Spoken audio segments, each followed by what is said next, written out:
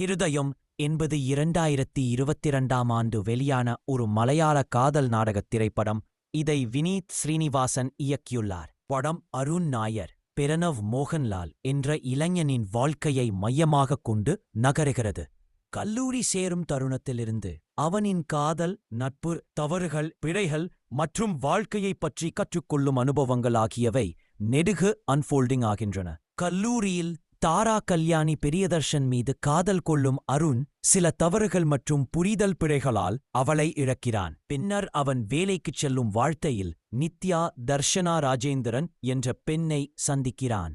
வாழ்க்கையின் ஏற்றத்தாழ்வுகள், மனம் உடைதல், மீண்டும் எழுதுதல் ஆகியவற்றின் பயணம்தான் ஹிருதயத்தின் மைய கதை கரு. அருண் நாயராக பிரணவ் மோகன்லால் நடித்தார். தாராவாக கல்யாணி பிரியதர்ஷன் நடித்தார்.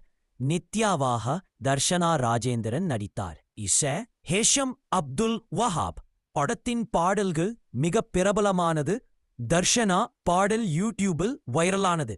ஒளிப்பதிவை விஸ்வஜீத் ஓர்துவில் செய்தார். படம் ஒரு இளைஞனின் வாழ்க்கையின் 3 பருவங்களையும் உண்மைக்கு நெருக்கமாக, உணர்ச்சி பூர்வமாக காட்டுகிறது.